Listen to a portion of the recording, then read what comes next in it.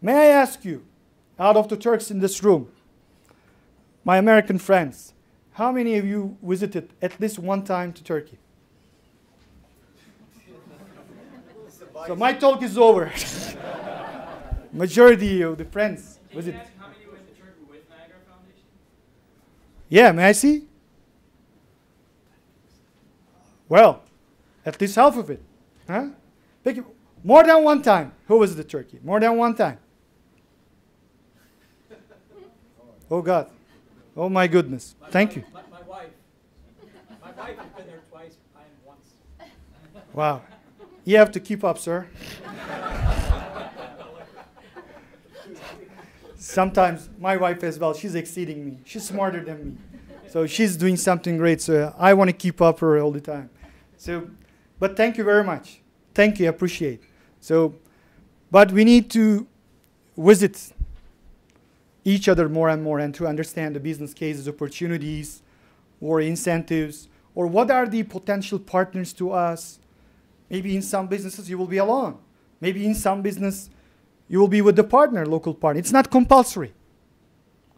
Once you invest in Turkey, it is not compulsory to have local partner. No, you may do it yourself. And once you invest in Turkey, you are a local company. You will be treated equally with a Turkish local company and as international investor. We don't like to use the concept of foreign investor. No, we don't like the foreign. So we like to use the global investors, international investors. So as an international investor, you'll be treated equally. And it is protected by the law. Of course, the bureaucracy in all around the world, more or less the same. They have their own agenda. They're slow. Or lack of sense of urgency. So what we are trying to do as agency, like my agency, or like my team, what we are doing is exactly try to bring their attention to agenda. This company is important. This investment is important. And it should be exactly as quick as possible. So we don't have to waste any time. Time is money. Time is cost. So that is why if we want to be exactly on the table more competitive, because there are many countries, so you can go and invest. There are thousands, millions of projects in the world you may invest. But it was easy before the crisis. Before the crisis, all of us just look at each other and say that, yeah, go to BRICS, it's okay. Go to China, it's okay. Yeah. China is great, China. India, yes. Brazil, always go. Nice place. But right after the crisis, what we learned before the crisis and during the crisis, and in that era, I can't say that this is the post-crisis era. All I can say that we are in a different part of this era.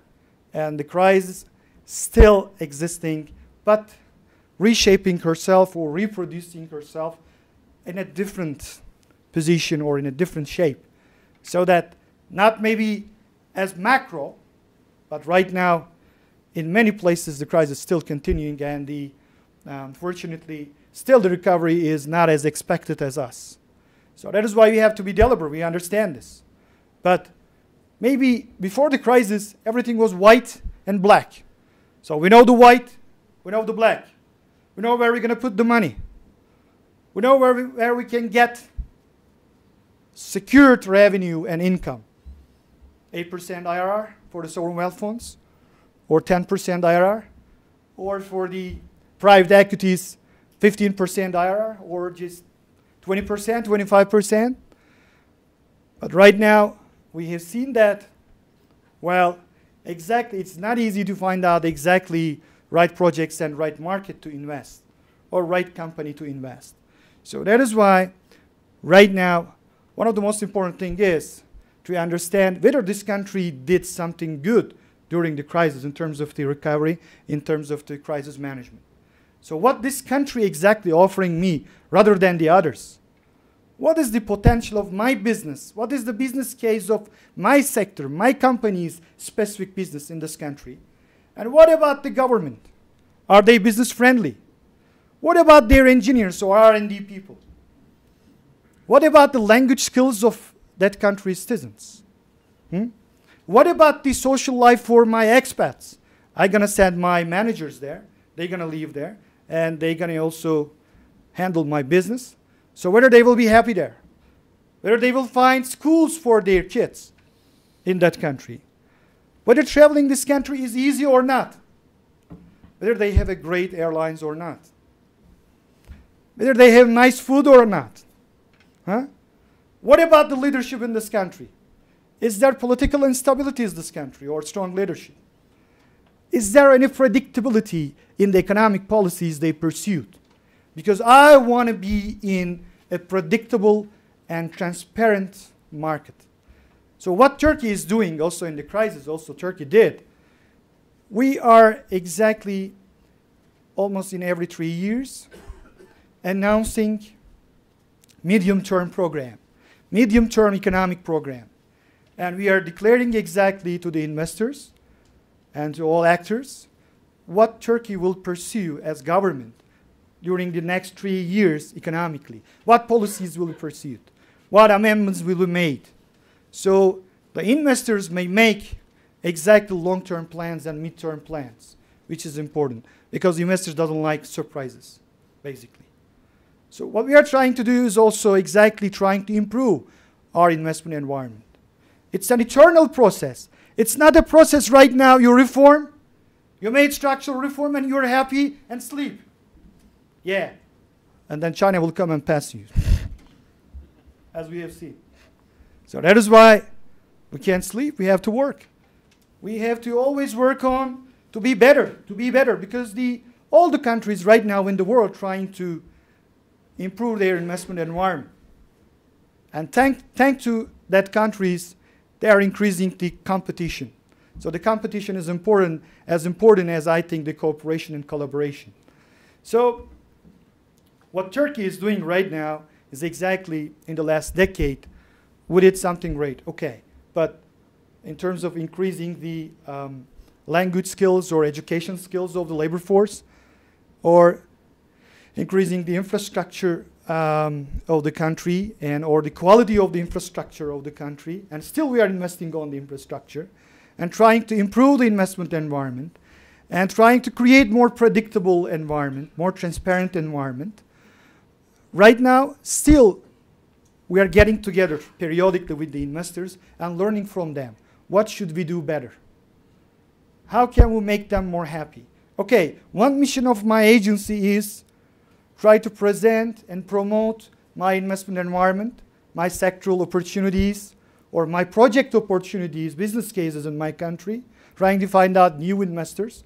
But plus, another mission of my agency is support activities. That means to help existing investors. Because if you don't care the existing investors or look for always the new one, then you have in trouble, the big trouble. So you have to take care exactly the existing investors as well. If you keep them happy, if you seriously let them grow in their sector in your country, that means that will create a success. Their expansion will create a success. And one success will bring another success. So that is why trying to listen existing investors' issue and to solve them, exactly to respond very positively to their demands, to understand the sectoral bottlenecks or the bottlenecks of specific projects, then to help to solve the issue is very important. So that is why my agency right now directly attached to the Prime Minister, Mr. Erdogan. So there are very rare agencies in the world directly attached to the President or the Prime Minister. So one of them is my agency. We are directly attached to Mr. Prime Minister and reporting directly to PM. Even the PM, one by one, following up the projects and asking us, why this project still on hold? Why are you waiting for? What is the bottleneck? What happened? Why didn't you solve the case? Why didn't you solve the problem? So exactly with my team, we are questioned by him. So that's why it's not easy. So it means that as a complete mindset change in the last decade in Turkey, seriously, right now we care so much the foreign direct investment and as well as the existing investors in my country. We have a challenge to internationalize our SMEs, to internationalize them, and at the same time to make them to be part of the transnational companies' global value chain, global manufacturing value chain, to be part of it. It is a challenge right now, but As Turkey, we don't want to be only the low-cost country to go Turkey and low-cost country and cheap labor force and everything is cheap and just to manufacture there and to sell somewhere else. It's not easy. It is not easy. Yes, we're cost effective. That's true. And our labor force comparing to even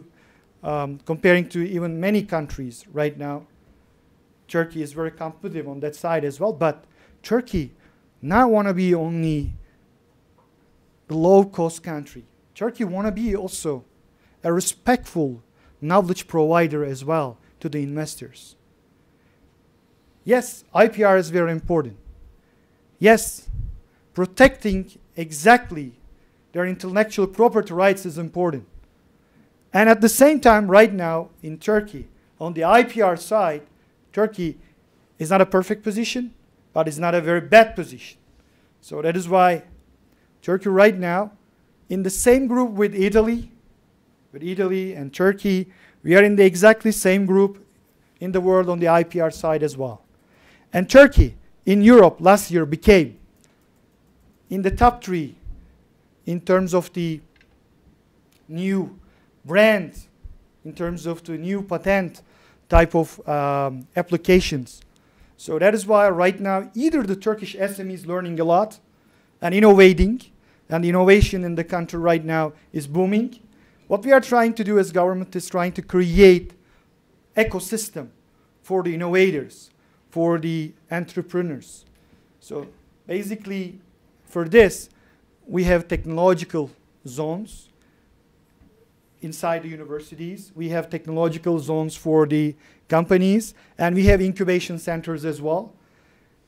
Yes, we just visited many times the Silicon Valley, or we visited many times the Boston, Massachusetts as well. We are learning the US experiences, but we don't want to copy it. And according to our business culture, we have to adopt our own model. So we know this, so that's why we are working for this. So Turkey, in terms of this, may be very competitive, but still we have some challenges. So one of the challenges is exactly some risks, the political risks of the region, coming from the regional issues. But Turkey, although the Arab transformation, although somebody's call it Arab Spring or whatever, but this is a transformation period, a very important transformation period, I think. And my friend, the Egyptian friend here, Mr. Consul General here. So we are also cooperating each other a lot, to help each other a lot, and exactly to have more peaceful environment in the region, to increase economic activities and trade activities between us. And I think the region as a whole right now is very promising for the investors, but right after this transformation period, stabilization of the economies will open a new window, a new gate for the investors. Because improving the infrastructure of that country is also will be another issue. And I think there will be more business for the American entrepreneurs, business community. There are a lot of opportunities will be very soon in the region. Still we have and will increase. And I think cooperating with you in the third countries will be very important basically in the region, in the Middle East and North Africa region, or the GCC countries, the Gulf countries as well. So either inside Turkey or in the surrounding markets, cooperation with the US companies will increase your competitiveness, because we will not be alone there. There will be Chinese companies, Japanese companies, Korean companies, European companies, the old companies, new companies, relative companies. So that is why we need to cooperate and bring added value to each other. The technology of United States, and at the same time, our contractors may be competitiveness, our SMEs competitiveness, and using Turkey as a manufacturing hub, or logistic hub, or management hub. Right now, very important US companies in Turkey invested, like 3M last year, Dow Chemical last year. For instance, Coca-Cola, they have their regional management center. GE Healthcare, they have their regional management center. And Microsoft, they have their own, also at the same time, management center, regional management center. So right now, day by day, Turkey becoming a hub for you. So investing in Turkey, being in Turkey, and cooperating with Turkish companies and go to surrounding markets together is very important, I guess, and will be very important in the future as well as today. So Istanbul Financial Center project is very important, one of the visionary projects of us. What we want to make Istanbul, we want to bring Istanbul among the top 10 world financial centers, which is, very ambitious goal maybe, but between Tokyo and London, and one hub maybe is Dubai and the other one is Moscow. But Istanbul, exactly as stable and exactly with the cradle of civilizations and very improved infrastructure, financially or labor force-wise or transportation-wise, exactly offering many opportunities. Also, we have lucrative incentive packages who will be in this Istanbul Financial Center as well. So Istanbul Financial Center project is also our visionary project. By the way, as I talk about a little bit the infrastructure of the city, may I remind you something about the infrastructure of Istanbul. We have 2 airports right now in Istanbul, but we are planning to make the 3rd one. 150 million passengers capacity, 6 runway, which will be among top 3 in the world. This is all for our airlines, Turkish Airlines and other airlines who wants to use Istanbul as a hub in terms of technique, and in terms of transportation, and in terms of the airline services as well. That means we have more opportunities for the aviation industry as well in Turkey. So right now also we have a channel project.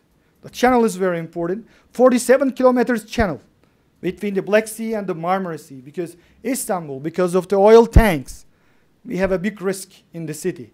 We want to make right now the existing strait, the Bosphorus Strait, the area of the zone of the tourism and trade, not exactly the oil trade. So, but a channel like the Panama Channel will be also very attractive for the the city and also for the entrepreneurs as well. So around the channel also there will be some opportunities in the zones for the real estate developing projects as well. So in the healthcare sector right now also we have a bunch of opportunities because the rising middle class right now demanding more healthcare services, more educational services, and more consuming products. So that's why right now on the infrastructure-wise as well, Turkey has offering a lot of opportunities. If you allow me, I'd like to stop right now, not to go further. Maybe with your questions we may go further. So Mevlüt Bey, Şerif Bey, please, you go ahead. You go ahead. You're welcome. Leighton Olson with the law firm of Howe & Hudson. I wanted to ask if while you're in Chicago, you're going to visit with some of the civil engineering, and architecture, and the water management kinds of firms, because I think there's a lot to the history of Chicago and the change of the river and the people who built the Panama Canal and did all that kind of stuff. And I know that Turkey is the home of NOAA and knows a lot about water as well. But I was wanting to understand maybe there are other opportunities for water and oil cooperation in the Middle East and around the world. What are you doing in those sort of civil engineering sectors? Thank you very much. Yes, sure, we're going to visit, but we're going to have also on April, we're going to have another opportunity here to make a new organization here, another meeting here. My colleagues here, Öner Bey and Ayşe Hanım, they are representing us in the US, so they're going to organize about the civil engineering projects and basically on the water side as well. We have opportunities not only in Turkey, also in the Middle East as well. Basically, today in Iraq or today in Tunisia, Libya, there are a lot of, or in Egypt as well, there are a lot of opportunities also in Turkey, Turkish market as well. So if you're interested in exactly this type of infrastructure projects and we may seriously just inform you about this, And if you plan to visit Turkey also, we can exactly bring you together with the sectoral also representatives, and as well as the relevant governmental authorities and ministries who has a lot of projects right now in their hands. Because either the municipalities right now, they have their own projects, or the ministries, they have projects as well. Well, the channel project is only the one example. But we have also, right now in Turkey, hydroelectric power projects also. The pipeline project between Turkey and the Cyprus as well. And also the water infrastructure projects also in Iraq as well, either in northern Iraq or the south or the... But the Channel Istanbul right now is exactly the visionary project of Turkey. And we are planning to make this tender, this concession, very soon. And I think U.S. has very serious experience and know-how on this, transferring this know-how from the U.S. and having more U.S. firms in this tender with consortium. I suggest you to be part of the consortium. Either a U.S. company will be there, a technology partner, or a pilot company, or EPC company. But exactly, I strongly suggest you to cooperate with local contractors, because Turkish contractors right now, after Chinese contractors, #2 in the world. And in the top 500 companies of the contractors, there are many Turkish companies as well. So they are either in Africa or CIS countries or in Asia making a lot of projects. So that being part of this consortium will be very useful also. Yeah. Hi, Randy Fisher with HOK. You mentioned that you were less interested in using the term foreign investment, but you're interested in having people become investors in the country and then actually having all the same sort of privileges. Can you give us a little more information on it? That's very intriguing. Thank you. Sure, of course. Well, in the past, before the law amended in 2004, before this, the local companies and local investors and international investors applied for different incentive packages, which was not equal process. But right after this law, right after this mentality change, mindset change, and it became the same. For instance, let's say you're going to build a clean coal technology power plant in Turkey. You are either a local company or international company. You applied for just building this power plant. You will be exactly treated equally with a local company. The same. Let's say if there is a VAT exemption, you will get this VAT exemption. If there is any tax exemption or social premium support, you will get the same support, exactly. So you don't have to be part of a local company, just work together. Or you don't need any Turk in your company, or just have a Turkish partner, right? So this is important. And once you come in Turkey, you're going to feel this. So there is no separation between international or the local company in Turkey in any project. Any question? Please, sir. Excuse me, my name is Mike Carrington with Oak Ridge Investments. You talked about foreign direct investment. I think the figure is $123 billion. What parts of the world is that investment primarily coming from, or what countries are the bigger investors in Turkey? Well, basically about the large-scale investment coming from, first of all, finance sector, finance, banking, and insurance sector, exactly. Right now, very important banks of the world come in Turkey. Basically, last decade, they came to Turkey. But in the last 2 years also, the largest bank of Japan, Tokyo Mitsubishi Bank, they got also a license. And this year, they are starting their activities. Lebanese bank and the banks from the Middle East also, they got some license as well. The Burgan Bank and the Odeon Bank as well. And right now also, the second and the third largest Japanese bank also, they opened a new representative office in Turkey, the SMBC and the Mizuho Bank as well. And also the Sberbank of Russia, which is the largest bank of Russia and largest bank of the East Europe. They also invested at the same time in Turkey as well. And, but, you know,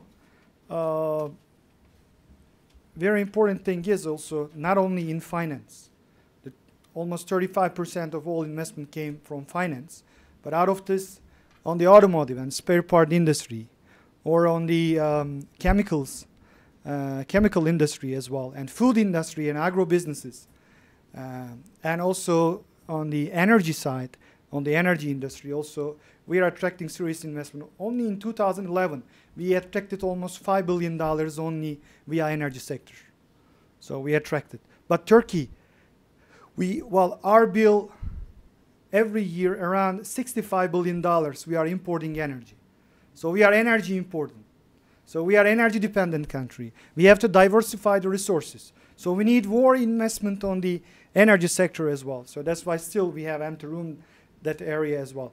And also the privatization became so important in Turkey. Basically, in the last decade, we realized $50 billion privatization in Turkey. And we transferred the resources from state hands to private sector. And we created $50 billion resource exactly only from the privatizations as well. And the privatization is also very important, basically in the energy distribution, electricity distribution, and also power generation side as well. We have a bunch of opportunities on the energy side as well. So these are the exactly main areas right now we're attracting investment. And also real estate developing also, very important. Also we attract a lot of money exactly via that. But I can say that right now we have city transformation projects, trying to build smart cities. The smart city is important. You know, Istanbul has a quake risk. Turkey has an earthquake risk, like California. So that's why right now what we are doing is exactly trying to build an earthquake-proof city. Because of this, we have to change the old buildings with the new technology buildings and new technology places. So right now, we have opportunities for that side as well in Turkey. And either you can come by yourself, or in the public-private partnership projects, you can get the public companies as the project partner, 5%, 10%, or revenue sharing. Different models is possible also. In the PPP projects also, we have opportunities as well. So these are the areas that we attracted a lot. We have time only for one last question. Leslie Zakrowski from the Serbian Consulate. I have a question, maybe it's not directly for you, but maybe for colleagues from the Turkish airline. Given the market in the United States and Istanbul being the hub now for both Europe, Middle East, and further, are you planning for the second flight from Chicago? Because these flights are getting overloaded given your excellent advertising. And I'm the one traveling them up, so just curious about that. Yeah. Well, thank you very much, Mr. President. We would like to put a second frequency from Chicago, but unfortunately, we don't have enough aircraft for that. But we will assure you that we're going to put it in the near future. As soon as we have a new aircraft, we already ordered from Boeing. He didn't mean that. Well, Harry's not that big enough for us.